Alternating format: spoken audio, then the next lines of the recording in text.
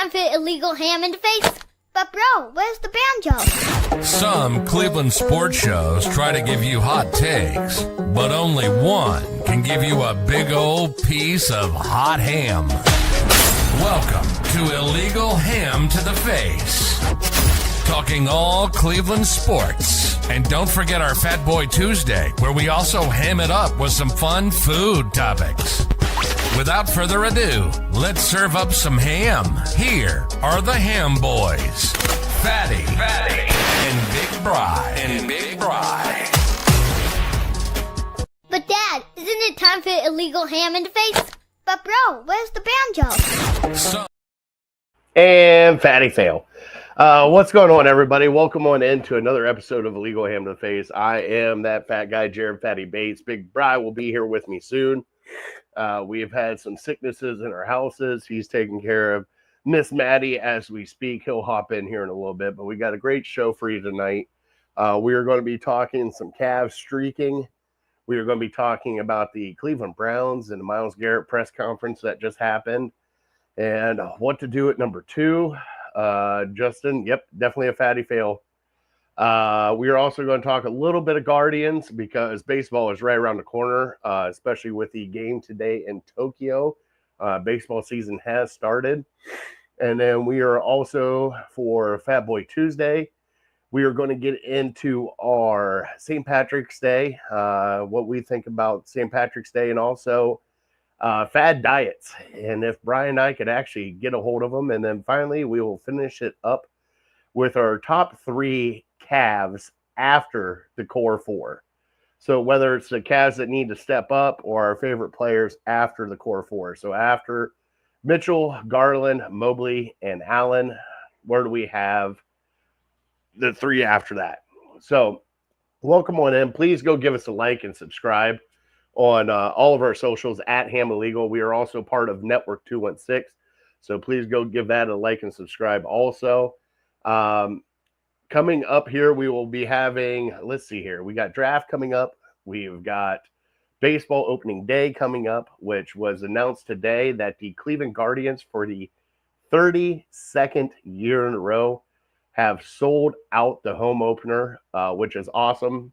They have got some great ticket deals going on right now, which I will, what is it, $54 for the month for standing room only for any home game. You really can't beat that. So if you want to go down, check out the ballpark, have a good time downtown, that's time to do it. $54, standing room only. Go in, stand and watch the game, and you get the whole month. Tickets for the whole month. So please go do that. Our show is brought to you by, there we go. Jay reposted. Thank you, Always Positive Jay, who is our friend. He's got a huge announcement coming up tomorrow. So tune into the Voice of Land for that.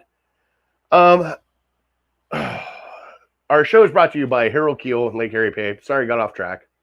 Also, it is brought to you by City Dogs Cleveland. Now, we always do trivia. I do have a trivia tonight for Bry when he gets in here. Trivia is brought to you by City Dogs. They have their 5K coming up here in June. Also, Enya was the last dog we had. And I'll show you some pictures here of her with this beautiful face. She was adopted. So please, if you can help out City Dogs Cleveland and get beautiful faces like this adopted, do so right now. I do know that Beth has reached out to me, and she said now the longest resident for the kennel right now's name is Sassafras, and they have a picture of her up. She was at the Cleveland Monsters game, Puck for Paws. So if you can go help out a City Dog, please do so. And like I said, if you can't adopt, please volunteer, donate, whatever you can do to help out a City Dog from City Dogs Cleveland. Beautiful faces, beautiful pup. Look at that. She's even got her own sweater on. Can't go wrong with that right there. Okay. All right. So welcome back. We will get into show and everything else. I do have some shout outs that we always do at the beginning of the show. I got to shout out my cousin Brent, who just had a birthday. Also got to shout out one of my friends, Joe. His birthday is coming up here at the end of the week. Actually, I think it is 2 days from now. So Thursday. Happy birthday to him. And then, I got another March and April are huge in my family for birthdays. We're just kind of scattered everywhere. So just shout out to them. I see. It's all dark right now, but he might be coming in. Of course, he's wearing his garb. Congratulations on that, Bri. There he is. He is here. What's going on, big fella? Hey, what's happening? Nothing. Look at you all decked out in your Michigan garb for the 5 seed that you got. The Big Ten champions are you talking about? Yeah, how does that happen? They get a 5 seed. They beat Purdue, which got a 4 seed. They beat Maryland, that got a 4 seed, and they beat Wisconsin, that got a 3 seed. So the 3 teams they beat all got better seeds than them. So how irrelevant are these conference tournaments? Let's see here. Justin said he just threw up in his mouth. Understand. I understand, Justin. Hey, you're upset that I got a school to root for after January. That's fine. No, what do you mean? Ohio State football played in January. I said after January. I know. They played in... Oh, gotcha. Hey, I can't say anything. Our team sucks. How the hell did that happen? Hey, they got lacrosse or something, don't they? At Ohio State? The men's track and volleyball, field? Something. We'll figure it out later. There you go. Still in that national championship glow, though. Brian, I do have to ask you. I get it. Show started. Once you got any shout outs, buddy? Oh, no. I think other than what we already got into, I think I'm shout out free this week. Okay, so we are getting in. It is March Madness, and I put as the caption for our show tonight, "Let the madness begin," because madness is crazy season for right now with free agency for the NFL. You got baseball coming up. You got the home stretch for the NBA, and also you got March Madness. Bri, what are your thoughts about 14 teams from the SEC getting into the tournament? I think it was inevitable. As we're moving closer and closer every year to a 2-team conference or 2 conference league. It's going to be all Big Ten. It's going to be all SEC from this point forward, and then we'll sprinkle in some of these small schools and small conference winners.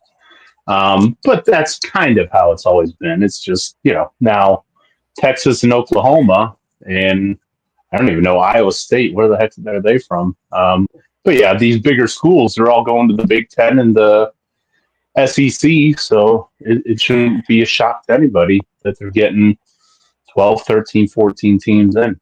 It's unfortunate, Mid-American Conference gets 1 team a year in, no matter how good you are in the regular season. Yeah, that's kind of sad right there, especially with a lot of teams were kind of upset that certain teams like North Carolina got into the dance and they were out. Like, I don't know, West by God, Virginia is quite upset with that. It's all about money. I know. The Blue Bloods, they're going to find a way. And I mean, it's how it is with football. It's how it is with basketball. The big schools, the powerhouses, the national brands are going to get the benefit of the doubt every single time. Yeah, well, we'll talk a little more March Madness here coming up. Bri, I had special news that you didn't hear. Enya, our dog that had the heart disease and everything else, Beth reached out. She did get adopted. We do have a new pup, Great. Sassafras, who was at, I don't have the picture of her right now, but I will put it up. She was at Pup for Paws. She is the longest resident now at the kennel. And Bri, okay, it's my turn for trivia tonight. And It's all about streaks, buddy. You excited? Sure. All right. Going streaking. Let's do trivia. My God, I can't find anything tonight, Bri. I already had a fatty fail right out of the gate. Forgot shit. Uh-oh.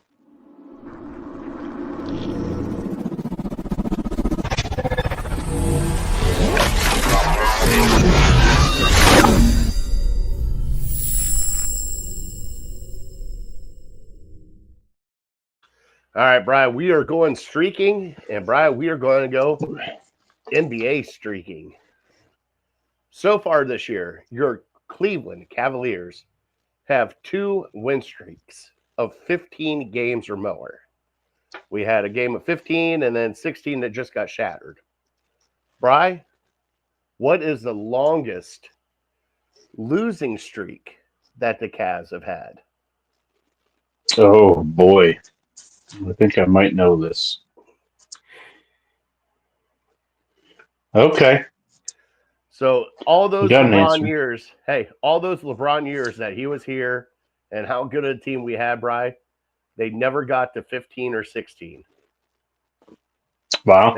They got to 13, they got to 12, but never 15 or 16. So you got this team right here has 2 of them. 2 of them. 31 games they have streaked.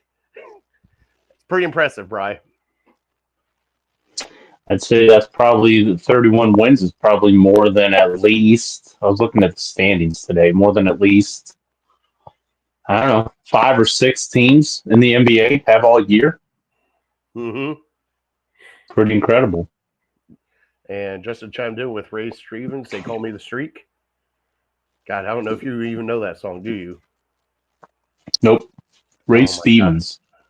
Is that a rapper? No, that's the country guy. They call me the Streak. Boogle, boogle. Fastest man on my own 2 feet. Is this an older song? Yes. Okay. I'll have to check it out. And Justin said, Bri Fail right there.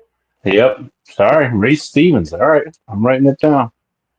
Write it down. All right, let's get into I gave everybody the rundown for the show. We're going to talk a little Cavs, little Browns, little Guards, because baseball's starting up. Bri, let me play our it's me again, Margaret. Yeah, I forgot about that one too. So let me play our Cleveland headlines. We'll get into it.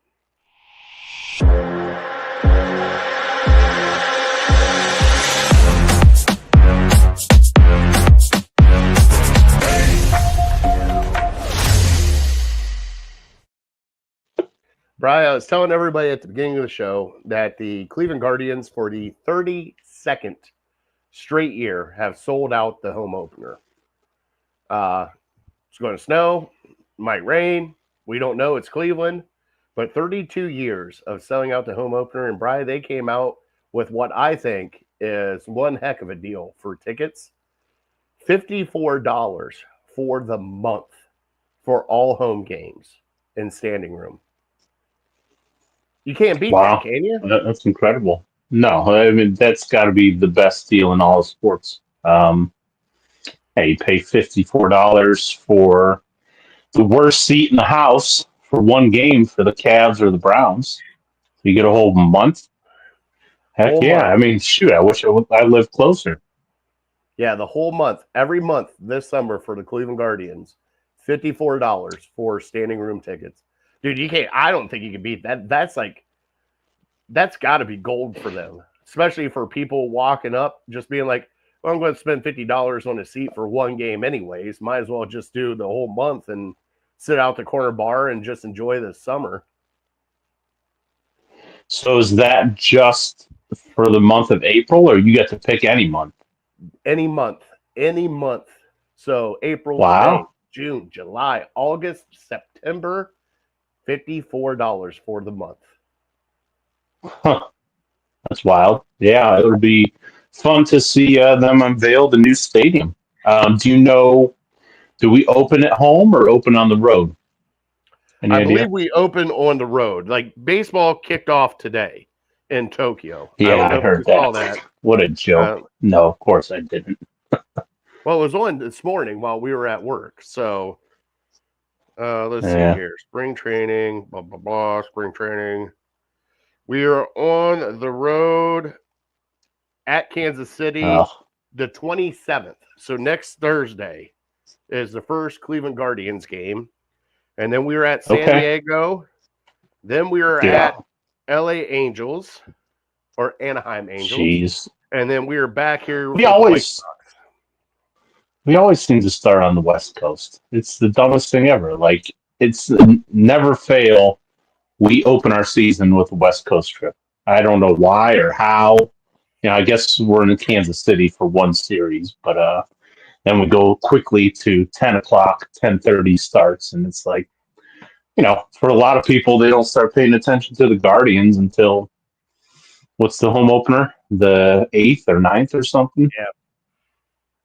Yeah, it's hard. They're making it hard to be a Cleveland fan this year, and I think I heard something about we're just getting disrespected left and right. Where were we? A top 4 team last year in the playoffs, Final Four, and a lot of people think we're not even a top half of the league team this year.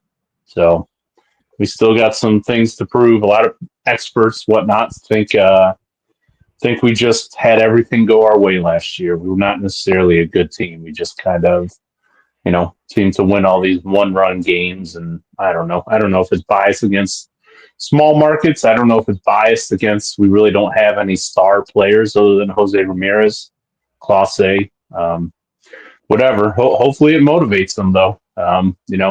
Certainly we didn't see it happening last year, and Vogt got them ready to go. And I think, to me, I see a lot of similarities between Vogt and Kenny Atkinson, just how he's able to get his team to focus every game throughout a very long season, a season that's probably too long.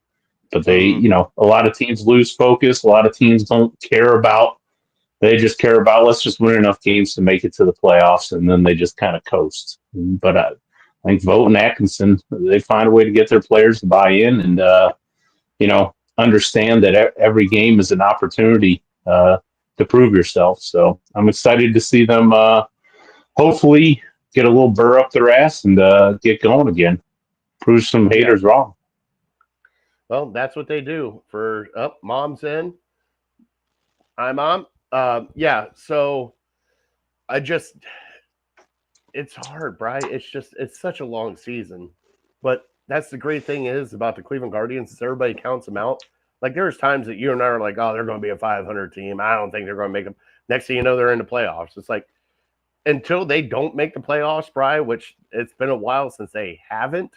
Like they've actually been, I think it's like make the playoffs for 3 years and then not for a year and then 3 years and then not for a year. Like they've been in the playoffs and been in the hunt in it since Tito took over. So, I mean, you think about it, it's been almost 15 years of Cleveland Guardians substantial baseball trying to get into the playoffs. So until they can't, Bri, I'm not going to count them out. We'll talk more about the Guardians next week because, Cavs are kind of down at the home stretch, and we'll kind of dive in before the home opener and give our predictions. But, Bri, every time they count the Guardians out and say that, it's not going to be their year, this team's going to be this, Twins are going to be this. Nope. They just do it. They find a way to do it, and it shocks me, and especially with all the pitchers they got now, because, I mean, they went out, that's what they did with free agency. They went and got arms. Are they great arms? I don't know, but they got arms, Bri. Guardians' formula for winning isn't particularly sexy. They're not a team that's going to mash a ton of home runs. The strength of their team is the bullpen, which I think is probably maybe the boringest thing to have for a contender to be your strength and to be the best in the league at is a bullpen. Not even, we have Clase, and I think he's starting to become more of a household name. But, a lot of times it's guys you might see for one inning, maybe an inning and a half or something like that, and then they just go away and, they just handle their business. So fine with me. All I care about is winning. All they probably care about is winning. So, they can sleep on us all year long for all I care. Hey, I'm with you 100%. And Bryce, speaking of winning, our 16-game win streak got broken by the Cavs. Evan Mobley was out, but Bry, it's bound to happen at some point in time. You can't win them all, but 16 in a row. A handful of those games were without Mitchell and Hunter because they were both out. This past game against Orlando, Mobley was out. I just need this team to stay healthy until the playoffs. And a lot of people are wanting them to try to go for, dare I say, 70 wins. That means they would have to go on a streak again, Brian, because I believe they're like 58 and 11. So they would have to go on a streak again. Brian, I don't want them to get to 70 wins. I don't care about 70 wins. I just want a completely healthy team going into the playoffs. And whatever you have to do to get that, do it. If you got to do some load management, do some load management. I need our core four healthy when it comes to playoff time, because I think that's what's going to show up and show out during the playoffs. Brad, how do you feel about that? And do you think, if they want to, do you think they could actually hit 70 wins? I was kind of looking at the remaining schedule earlier today, and yeah, I think they can hit 70 wins. I mean, we play the Pacers twice in April. We play the Knicks twice in April. But other than that, like, we got a West Coast swing coming this week, and the Clippers, probably the best team we play there. We play them a couple times at home and home, and then the Suns are just a disaster, and we play the Jazz, which are maybe the worst team in the league. So, yeah, looking at our Trailblazers, at the remaining schedule, they could win 70 if they really wanted to. Now, we saw with the game on Sunday against the Magic, you can play a great game. You can play neck and neck with the team, and then, it comes down to a couple possessions at the end of the game. They hit a shot, you miss a shot, and you lose the game. So, it's just so hard to do that and to count on all the end of the game scenarios going your way. So, if they don't win 70, I won't be too upset. It would be cool. I'm not going to lie. It would be cool to be, the third team in NBA history to win 70 games. That also puts, if the target wasn't big enough on your back, that puts a giant target on your back, and, maybe a little added pressure to your playoff run. So, to me, if they 66 wins is maybe more attainable to set the franchise single season record. I think that would be something that's pretty cool. So yeah, I'm with you. I mean, it's all about the playoffs now. Like I said, time and time again, they've proven everything they can prove to me in the regular season, which I'm very impressed. I was a doubter. I was, questioning this two bigs and two small guards for some time now, and haven't really bought into it. And I think they're really proving me wrong. And I think it's been a team effort. It's been Ty Jerome. Who saw that coming? At the beginning of the season, nobody thought we would be able to trade for DeAndre Hunter. And just these pieces coming together that really are making us a whole team rather than just a big four. And so, Evan Mobley taking a step up, Darius Garland getting back to the Darius Garland that we've known and we've hoped that he can be, and kind of takes the burden off of Donovan Mitchell. So, incredibly impressed by them. I hope they can get to 67 wins. 70 might be a bit tough, but you never know. At the end of the year, the teams that are in it might just coast and say, hey, as long as we stay out of the play-in tournament, we're good. Let's start looking to the playoffs and try to get healthy. And then there's going to be a handful of teams that are just, like, I think we played the Spurs a couple times. They're certainly looking to maybe add somebody to Wembanyama in the lottery, and so they don't really care a whole lot about winning right now. There's just a handful of teams that are already looking towards next year, so they're not too concerned about winning this year. So I think you can pick up some easy wins that way. Yeah, and Brian, I didn't tell you what our top three was tonight. We really didn't talk about it. So just a heads up, because I said at the beginning. So our top three tonight, Brian, is after the core four. After the core four, who are your top three after the core four? Meaning best players or importance to a playoff run? Importance to a playoff run. Gotcha. Okay. I can do that. All right. Brian, we'll see what happens. They're going on tonight. What is it? Tonight at 10:30 they play against the Clippers. Ugh. I hate West Coast. Mm-hmm. I miss the 7:00 games like you wouldn't believe, Brian. At least you can give me the updates as we're going. All right, Brian. Now we do have to rip the Band-Aid off on some Brown stuff. Sure. First off, not only did we get baby hands Kenny Pickett, who, hey, supposedly the Browns told him he's going to get a chance to compete for the starting job. Okay, that was a fun little hear me out when he was interviewed. Also, Bri, Russell Wilson showed up in the building. Joe Flacco has showed up in the building. Kirk Cousins, we thought, hey, he was coming here. Atlanta decided to keep him and pay him. He's got to be the most highly paid backup quarterback right now. And Bri, without a doubt. Do you think that they're going to try to do the Brock Osweiler with Kirk Cousins? Well, I mean, the Brock Osweiler deal, we were doing the Texans a favor by trading for Brock Osweiler. I don't think we would be trading for Kirk Cousins to do the Falcons a favor. But we also got a second-round pick out of it because of it. Yeah. What, do you think they're going to send us draft picks and Kirk Cousins just to take them off their hands? Maybe to eat some of that money, Bri. I mean, that's a lot of money. They're hanging on to Kirk Cousins because they're trying to get a draft pick out of us. They could have gotten rid of him and not have to pay him $10 million.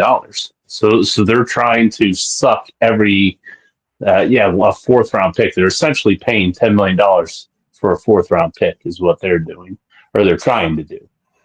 Now the Browns might get desperate enough where they say, okay, we're in, we'll do it. But, with their salary cap situation, they're going to have to come to some sort of agreement to where, we split the money somehow, or there's a way that we can get him on the team without taking his giant cap hit. So that's going to have to be worked out. But yeah, right now, it seems like every single week we get on here, the narrative about the Browns. Well, just the draft. Like what we do at 2 has changed. Like last week, I was ready to tell you, okay, yeah, Shedeur Sanders is out. I think we're taking Travis Hunter because they keep talking about him as wide receiver. So I think they're pumping him up to be more than just a cornerback. They're talking about him as being this great wide receiver. And now this week, the last couple of days, it's all been like, oh, yeah, the Browns have struck out a quarterback and they have no choice but to draft Shedeur Sanders. And so where we stand, where it's going to be next week, I have no idea. It's what? It's just crazy season right now. Until the draft, it is just crazy season. And it's just, but every 4, 5, 6 hours, something changes. Something new comes out, and it's like, oh, well, like, the whole Russell Wilson. Well, Russell Wilson fits this team, and blah, blah, blah, blah, blah. And it's like, okay, all right, whatever. Like, people are even talking about, I heard Jason Lloyd joke around, like, if we're going to do this, might as well bring in, oh my God, Desmond Ritter. Get younger quarterbacks instead of a veteran. So let's bring in Desmond Ritter. Let's bring in Trey Lance. Let's bring in why do we need if we're truly having a competition, what's it going to hurt to bring them in? And if you release them, you look at them and go, hey, like the oh my God, not Drew Rosenhaus, Josh Rosen. You bring him in, you realize this isn't going to work, and just cut him because it's not going to hurt you any. But I mean, those are like some scenarios that you go with. I mean, people keep bringing up Carson Wentz. I mean, Brian, it is just right now, your only quarterback you have right now is Kenny Pickett. And I am not even 100% sold on them actually telling him that he's competing for the starting job. If they did, God help us, Bry. God help us. I mean, I wasn't a fan of Kenny Pickett when he came out. You know that. But God help us, Bry. Like this is silly season for us. And then also the fact that, Nick Chubb's still out there on free agency. They haven't signed Nick Chubb. I'm not saying they would. Bry, I thought they would take a bigger swing at all these wide receivers. I thought they would take a swing at a bigger name for a wide receiver to help out this young core that we got with, Judy, Tillman, all that. Haven't budged on that yet. It's just, I don't know what the Browns are doing. Like, we're just right now just standing pat going, all right, let's see what happens. And I don't know if it's because of salary cap implications, because they can only spend so much. I mean, that might have 100% to do with it. But, Bry, I mean, you're watching right now, look at Cincinnati, saying how cheap Cincinnati is. Well, guess what? They paid Joe Burrow, and now they have two of the highest paid wide receivers on their team. And what are we stuck with? A guy getting engaged down in wherever the hell it was, showing pictures off. I'm pretty sure he still didn't have a boot on at that point in time. He might have rolled his ankle again, Bry. You never know. Allegedly. We didn't see his feet. This time we didn't get pictures of his feet or him dancing. Heaven forbid that happen. Bry. It's just, we are stuck in a weird situation right now until the draft, and I don't like it because, Bry, it is too many questions and not enough answers.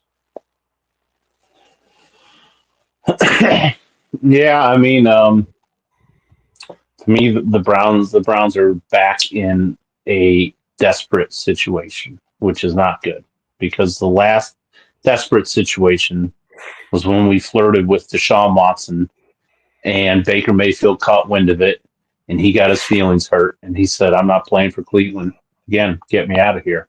And so we didn't have Baker Mayfield and we didn't have Deshaun Watson. We were left with nobody. And we had a draft coming up where the aforementioned Kenny Pickett was the best quarterback coming out that year in the draft. So we were stuck. We were desperate. We didn't have Baker. We didn't have Deshaun. It was a terrible draft for quarterbacks. And so we went all in. We did what we had to do because we were desperate. And it scares me a little bit. I kind of see similar landscape of quarterbacks right now. And so, the easiest thing to do is to draft whoever's there between Sanders and Ward at number 2 and just draft him and come on the podium and sell us a bill of goods and tell us how great you think this guy is and we couldn't pass him up and he's going to be our quarterback for decades and we'll never know what they really feel. But yeah, I think that's where we're at right now. They're trying to talk themselves into Shedeur Sanders because nothing else is working out. I think if, Kirk Cousins was released, we would have snatched him up. If there was a better option in free agency, we would have got him. If there was maybe some guys in the mid rounds that we believed in, if it was a strong quarterback draft, maybe we could get somebody in the second round or trade up or something. No, I mean, it's a weak quarterback draft, which we've heard time and time again, and people are, maybe trying to get away from that thought and try to tell us that these guys are good again. But really, it's just we have the number 2 pick, so we're going to take the second best quarterback, and that's what scares me. It's not even about, we have our choices. We have, we can pick whatever guy we want. No, I mean, it's pretty clear you have number 1 and you have number 2 and maybe even number 3 in Jackson Dart. And then after that, then you can kind of have your choice of who do you like? What's your flavor of the month? Like right now, you're stuck. Cam Ward goes 1. If you want a quarterback, you have to take Shedeur Sanders, whether you love him or not, because he's the clear-cut number 2 quarterback in this draft.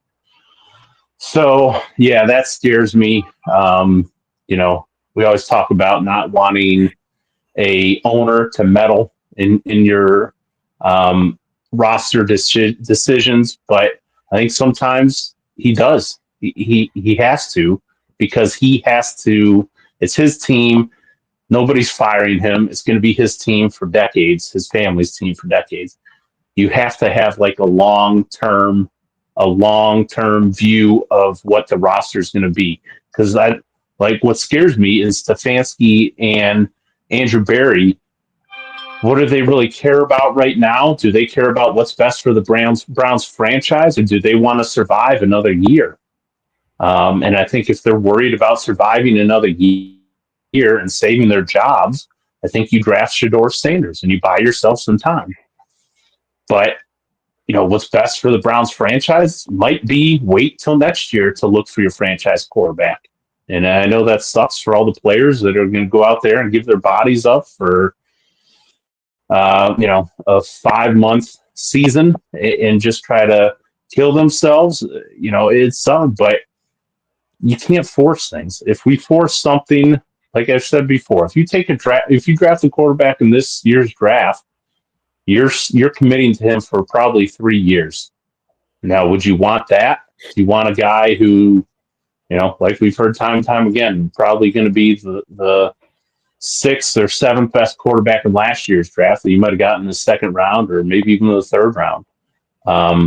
Or do you want to wait a year and just suck and, have your, I wouldn't say pick of the litter, because there's no guarantee you'd be a top 2 pick next year, but at least you would have a lot of options next year. And we both kind of said we would prefer to trade down and get some more draft capital so we can have the opportunity to maneuver in the draft next year when there are going to be more quarterbacks. But there's no guarantee. We could draft Shedeur Sanders. We could all hate it, and then he could go out and be great. There's several Kansas City Chiefs fans that were pissed off and throwing stuff across the room that hated when they drafted Pat Mahomes. And look at them now. They look foolish. But the thing is, though, they had Alex Smith. Yeah, they let him sit, for a year. I don't know if we have that opportunity. I certainly wouldn't feel good about Kenny Pickett starting game 1, even if we do get a Shedeur Sanders or a guy in the 2nd round or something like that. So we're stuck. We're desperate again, and I just hope we don't make a foolish move for the short term. No, and buddy, I agree with you. And like you said, we don't know what's going on in those back. I would love to sit in a war room and see where they have these guys graded. Like if they have Shedeur Sanders graded where they want him and they get him, then go get him. That's fine. But there's been, I'm not saying question marks, Bry. I mean, he doesn't have the arm power. He's accurate. He's not as athletic. But the good thing about him is his football IQ, because of him and his dad, should be through the roof, especially with what he knows. He does not throw interceptions that often. It's just he's not a gunslinger. He is the prototypical, dare I say, field general. Everybody plays Madden. You have your scrambler, your improviser, all that stuff. I would probably put him as a field general. And if you have him there, if you have him at 2 and that's what you want, go get him. Because at that point in time, really doesn't matter to us. We can be upset. We can be mad. We'll see how this kind of turns out. But, Bry, if it was me personally as the GM of the Browns right now and looking at this draft and looking further down the road, I would try to set my team up for success and try to set it up further, because you have multiple holes. You still need a wide receiver, right? Defensive tackle, still questionable. Still need another end. Linebackers are now questionable because we still don't know about JOK. And your safeties are now questionable because, yes, you have some okay safeties, but you don't have like a stud safety. Like, I love Grant Delpit, but he needs somebody beside him. And we thought it was Juan Thornhill. It's not. And by the way, he signed in Pittsburgh. Good job, Juan. But, Brian, I think what I would do if I was the GM of this draft, Brian, is I would trade down. And I wouldn't trade down a lot. Like, I would still try to stay in the top 10. But I would also get a guy that I know would fill a hole, like, hey, your boy, your defensive tackle. I would love that. Fill in that offensive line. You get another first round pick, maybe a second or third for following up, and see where it goes from there. I'm not saying that it's not a crapshoot afterwards. Like, you can still get a quarterback later if you wanted to. But these two, like, it's pretty much right now, Cam Ward's number one. And there is no ifs, ands, or buts about it. He is going number one. And that's what everybody's saying. After that, it's almost like 60-40 of the Browns taking a quarterback or they're not taking a quarterback. And it's weird. It's weird we're in that situation. It's almost like the Miles here, Bri. It feels like it. Like, do you take the best player there, or do you go chasing for a quarterback and hope it pans out? So we both agree trade down is probably the best option.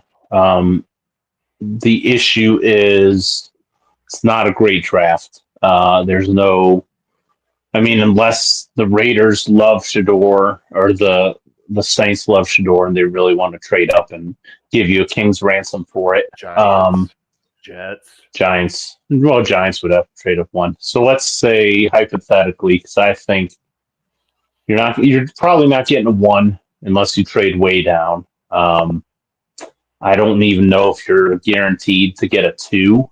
Let's say the best you can do to trade down is a three. Would you do it for a three?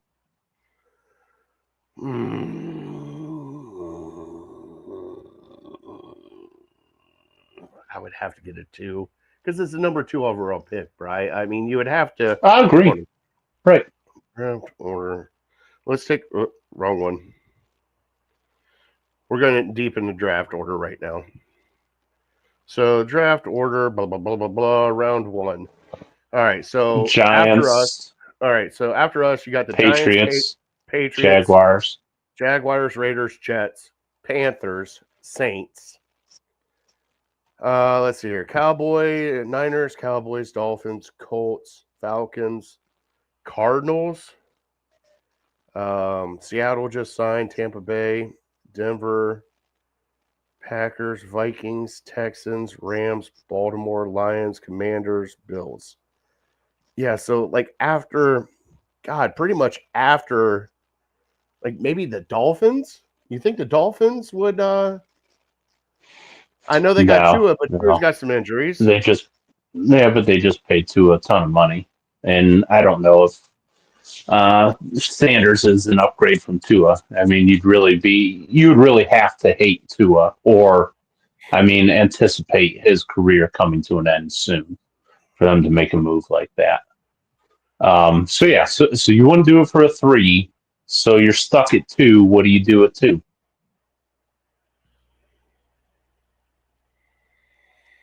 These are the difficult questions. I know.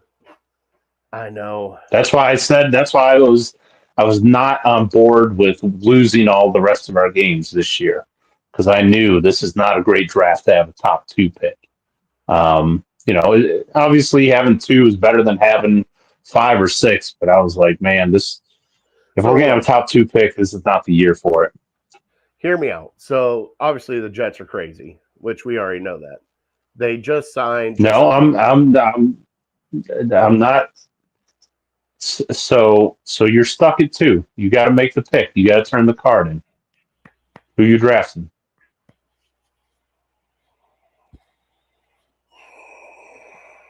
All right, we're going to do this next week. I got to think about this, Brian. No, I'm being serious because, honestly, if we were at 2, I would love to have Abdul Carter.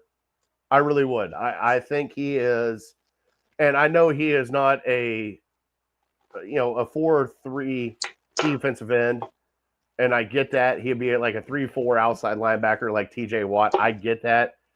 But, you watch his game tape, Brian. When you see game tape and you see just the amount of impact that he has, and especially on certain games, like you can't deny that the kid's got elite talent. But it's a coin flip right now because the thing is we are desperate. And what if, and this is always the what if for Cleveland Browns, what if we take Abdul Carter and the Giants take Shedeur Sanders and he is a Hall of Famer? Right? This is what we deal with all the time. Hey, Big Ben. We passed on Big Ben. Guess what happened? That happened. We passed on Deshaun Watson at the time.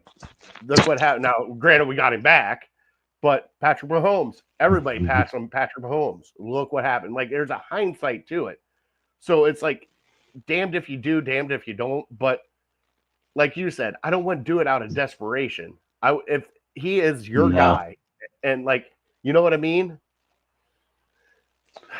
Well, I don't know how anybody could trust the Browns in making the correct choice at quarterback after what we've been through.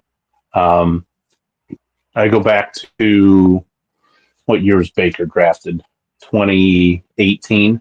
Yes. You had the number 1 overall pick. You could have taken whoever you wanted. There were 2. So right now, currently, most hardcore NFL fans would tell you there's 4 elite quarterbacks in the NFL right now. And they're all, luckily for us, they're all in the AFC. Mahomes, Josh Allen, Lamar Jackson, Joe Burrow. And 2 of them are in the AFC North. And 2 of them were in the 2018 draft. You have 5 quarterbacks drafted in the first round. 2 of them were elite. 2 of them are average, and 1 was a complete bust. And we had the number 1 pick, and we had to figure out which one of them is going to be elite. And we blew it. And, people love Baker, so that's why that's not really talked about as much, because people think, oh, Baker's almost as good as those guys.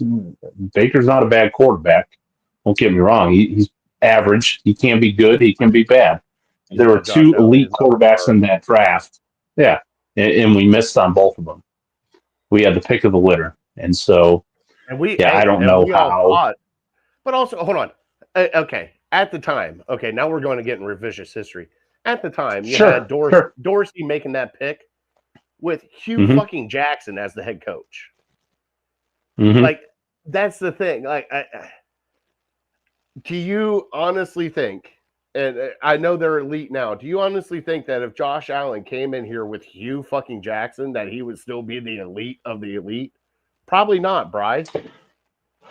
I do for Josh Allen. Lamar Jackson, I think you needed the right guys in place. I mean, Hugh Jackson was fired halfway through that year. So I'm not saying that, Hugh Jackson probably still would have been fired halfway through that year.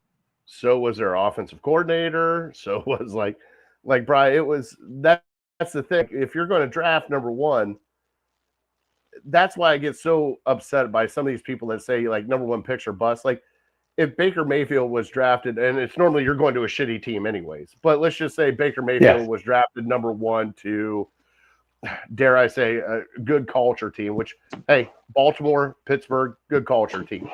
Are they not? They're never picking number 1. But I know, but they're not. But if they do you think Baker would flourish in that because they have a good culture team? Oh yeah, a lot of quarterbacks will. Look at Jalen Hurts with the Eagles. People, he wasn't even a first round pick. People thought, all the magic that Lincoln Riley has worked with these other quarterbacks, Baker and Kyler Murray, the top 2 picks in each of their drafts. But Jalen Hurts, he's just kind of, he's not like those guys. And so the Eagles took flyer on him in the second round, and they developed him, and they surrounded him with great talent. And that's what you need. If you're not going to have an elite quarterback, you need to have a very good quarterback who's a leader and who's going to play within a system. And that's what I think Jalen Hurts is. And if you look at Stefanski's track record in Minnesota, where he had success, he didn't have elite quarterbacks, but they had some good teams. Case Keenum got him to the playoffs a year or 2. Kirk Cousins got him to the playoffs a year or 2. These guys, I kind of see Shedeur Sanders in that kind of mold, to where, he can play within the Stefanski system, and he's not an elite talent, but he can be like a Brock Purdy. He can be maybe, all things going well, he could be like a Jalen Hurts, but he's never going to be elite. He's never going to put the team on his back to take you to a championship. So if that's the case, then you have to surround him with tremendous talent, and that's what the Eagles are. I mean, how many guys did they lose in free agency? And they're just going to reload. They're always making the right moves, it seems. So if we don't have an elite quarterback, then we need, like you said, like a game manager, and just surround him with great talent. All right, we'll pick up this conversation again next week because it's going to be an ongoing conversation until the draft, Bri, because that's a great thing about this time of year, unless something magical happens that we need to figure out. Bri, you ready for some Fat Boy Tuesday? Sure.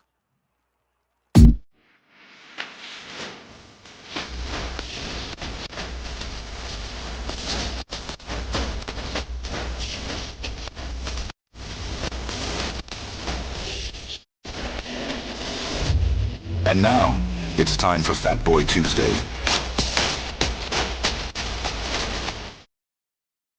Welcome on into Fat Boy Tuesday. I know we said something about diet fads last week, Brian. I do have a top 10 diet fad that we can go through real quick, but it was St. Patty's Day. What a wonderful time on Monday here in Cleveland. Corned beef was flying out of every orifice in Cleveland. My God, Slimans, people were lined up at 4 o'clock in the morning. It is just, hey, it's crazy here in Cleveland. I did hear that Cleveland is one of the top 10 places to go for St. Patty's Day. A lot of people have voted on that. So, but Brian, St. Patty's Day, I do have to ask you, out of all the holidays, okay, we got, now listen, we got St. Patty's Day, we got Cinco de Mayo, we got Memorial Day, we got 4th of July, we got Labor Day, we got Thanksgiving, we got Christmas, throw in Halloween there too with the candy. Which holiday has the best food? For me, it's Thanksgiving. Not really close. I feel like I get a good variety, and I mean, when you have a big family like I do, and my wife has a big family, you're just eating for 4 days straight. So that one's hard to top. I was going to say, I love Thanksgiving. Don't get me wrong. But I kind of veer towards either Memorial Day or 4th of July. Because the sun's now that you bring it up, barbecue. 4th of July. Yeah. You got hot dogs. You got dogs and burgers. You can't go wrong with That's that, where right? I live. All right. Now, That's true. I was thinking of quantity over quality. Yeah. Burgers and dogs, it's hard to beat that. Okay. Top fad diets. And I have, nope. There it is. All right. So we're doing the top fads. Diet fads, Bri. And first on the list is the Atkins diet. Now, you know all about the Atkins diet. Refresh my memory. I've heard of it. It's low carb, high protein. So you're trying to keep your carbs under a certain amount, but, it's pretty much just low carb. So you're cutting out the breads, you're cutting out the starches, you're cutting out all that stuff.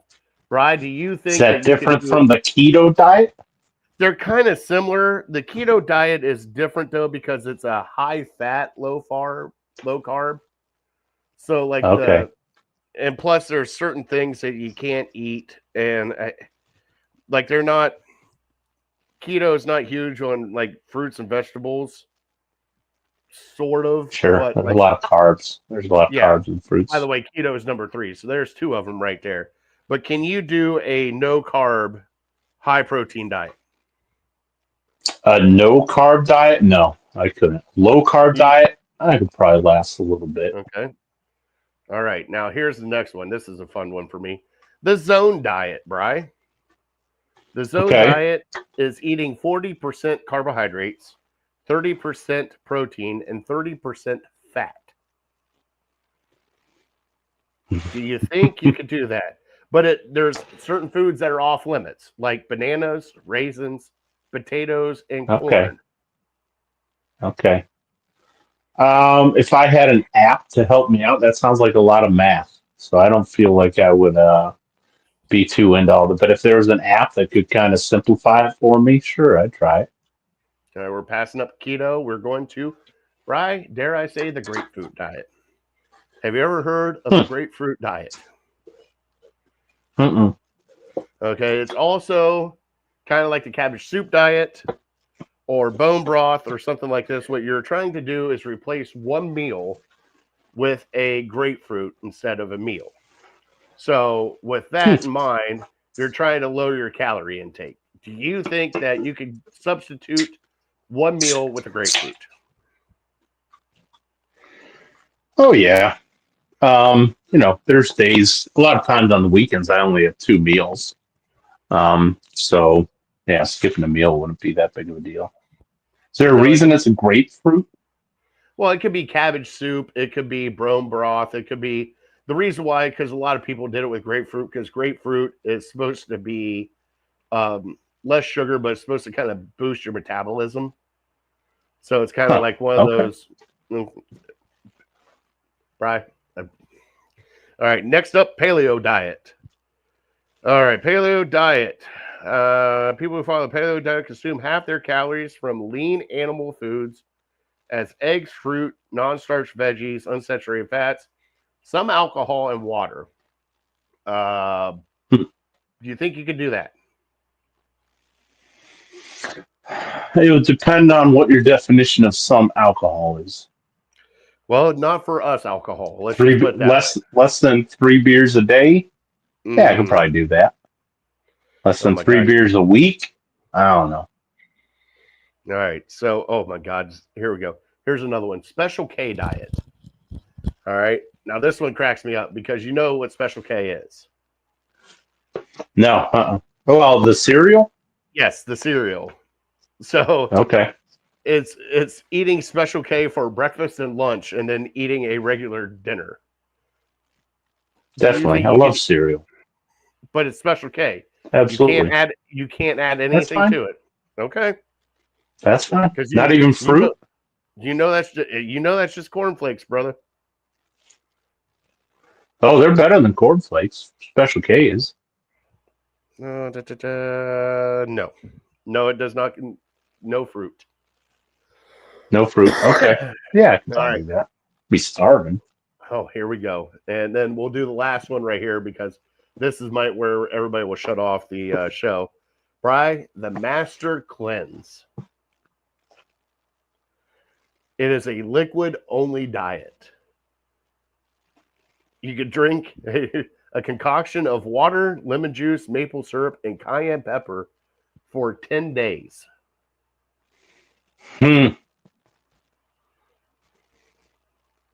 I fasted for 4 days one time, but I did like I made like smoothies and stuff like that with fruit and drank V8 and stuff for nutrients and stuff. No, I couldn't do that. All just what do you say? Cayenne pepper, lemon, and water for 10 days? No, forget about it. Concoction of water, lemon juice, maple syrup. Maple syrup's right up your alley. Yeah, but I can't. That's the only thing I get for 10 days. Heck no. That sounds absurd. By the way, Beyonce did it, and she lost 20 pounds. Oh, gosh. I heard Kevin James say on, I think it was maybe the Joe Rogan podcast, he went 40 days with just drinking water and adding like salt to it for electrolytes or something. 40 days. I don't know how much, he was in that one movie called Here Comes the Boom or something, where he's like a cage fighter. So he had to cut weight for that. So yeah, he said he went 40 days without food. Like, it's absurd. I would think mentally you would just go crazy. Okay, Brian, be honest, what's the longest you think you could go without food?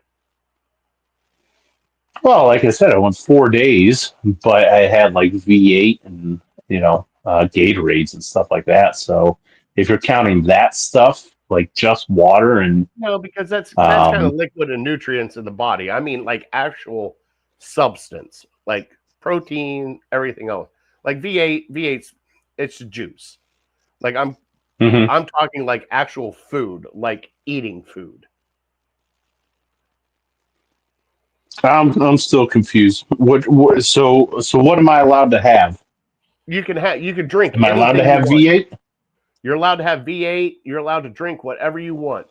Okay, but Okay. food substance, but actually Can't eating eat. food. Can't chew any Can't food. chew food. I could blend up like I do berries and spinach and stuff like that daily. I can still do that.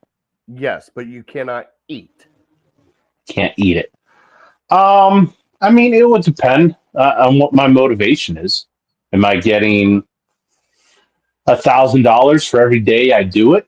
And then I could probably go, a week or so. I would think. 6 months. But am I just doing it to, prove to my friends how long I could do it? Then yeah, I'm probably not going to last a day.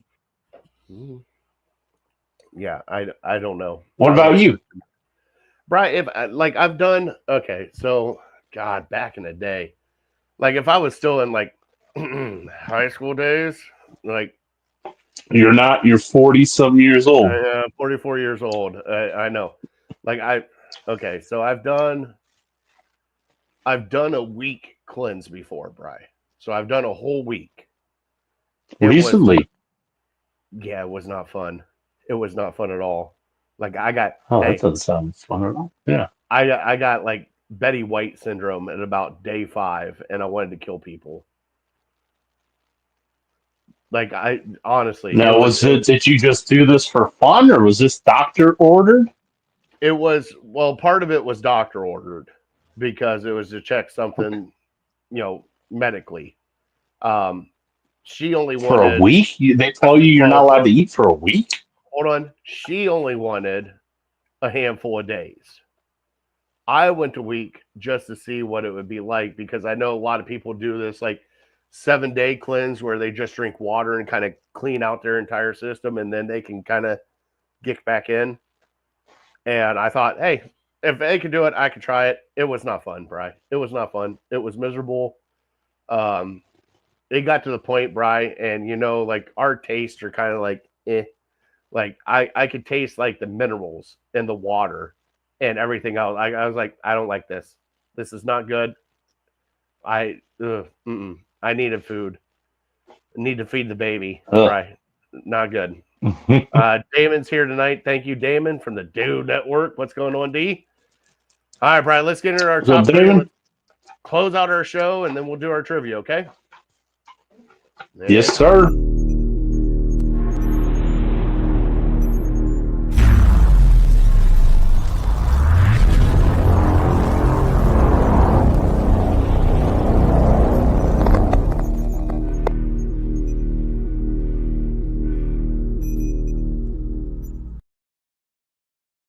All right, Brian. After the core 4, who are the most important 3 after them for the Cavs? You want me to go first? Or you want to go first? I'll go first. First off, number 3 for me, Max Strus. I'm going to put him number 3 because I like his hustle, Bri. He is not going to light up. Every now and then he'll hit about 3 or 4 threes, and everybody gets all pumped and all that stuff. But I think for what he does for this team with the hustle plays and everything else, I'm going to put him at my number 3. All right. Number 2, Bri, Ty Jerome. I'm putting Ty Jerome at number 2. Give Darius Garland and also Donovan Mitchell a little time off, a little change of pace. He is a great drive to the basket, but he can also throw up the 3 too. Kind of that nice little third guard that you need to kind of give everybody else a break on the bench. And Brian, my number 1, and it's been proven so far, bud, this trade has worked out fantastically, and he has fit in better than I thought he would have. DeAndre Hunter, Brian, he's got to be the next one right behind him.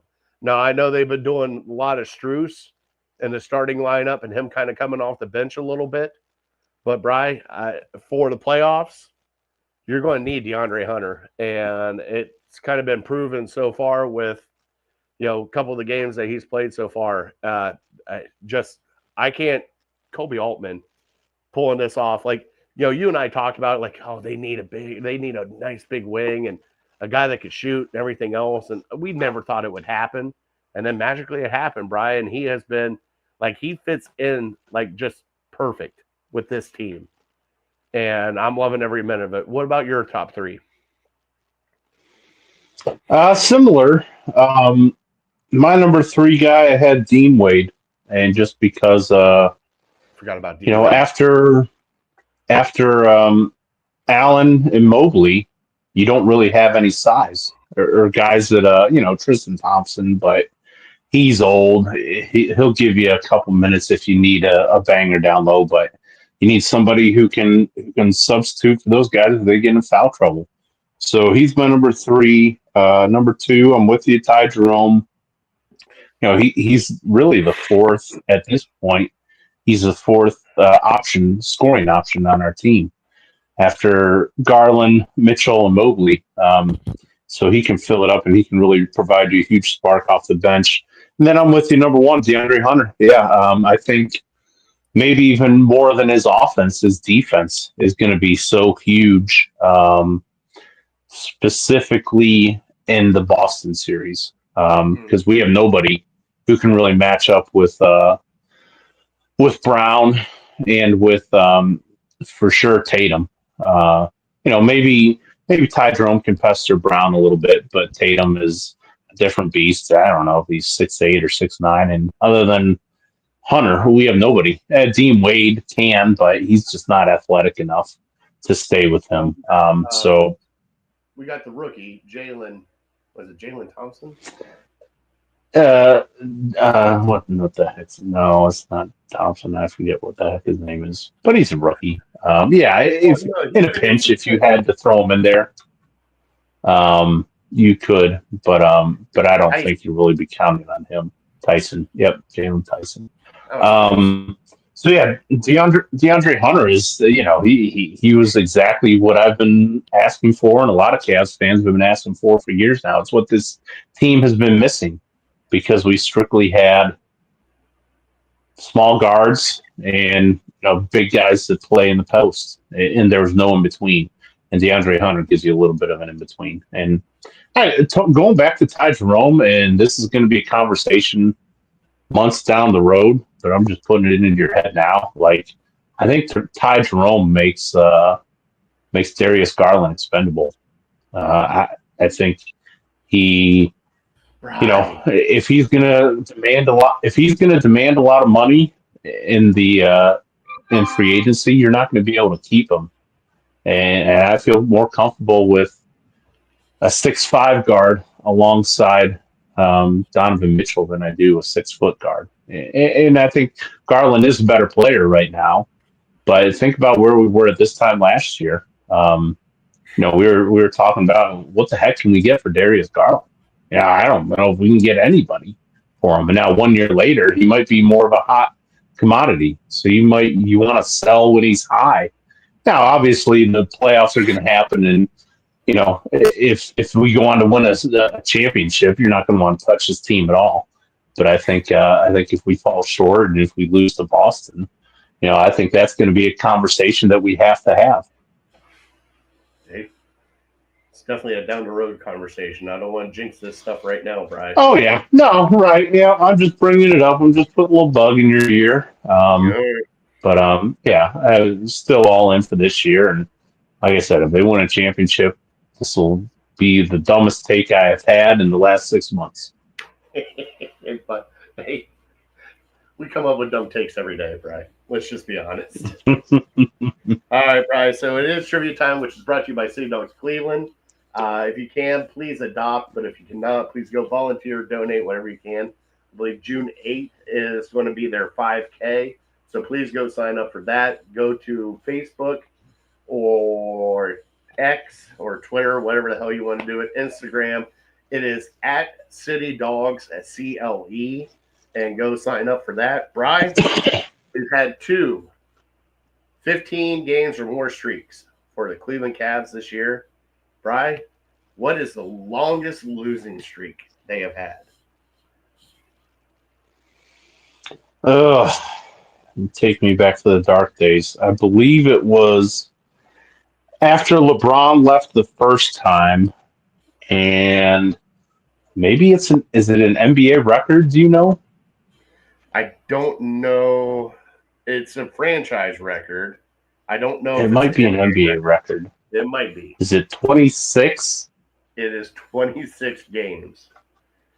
Unbelievable. 2010, 2011. Yeah, sounds about right. And didn't we get Kyrie Irving with that horrible season? I think that might have been with Kyrie Irving on the team. Oh, that was his first year? Maybe. Like who was that guy? Deion Waiters. Don't quote me on that, but that might have been it. Or maybe that was the year that led us to the number 1 overall pick. Yeah, it might have. All right, Brian, we're here at the end of our show. Thank you, everybody, for watching. Please go click that like and subscribe and follow. The audio will be out tonight, and we will have clips throughout the week. Thank you so much for watching. Brian, God bless them. Yep. God bless you. God bless America. We want to thank our troops and first responders for everything you guys do. And we are definitely uncorked, unloaded. We're out. We'll see you guys next Tuesday.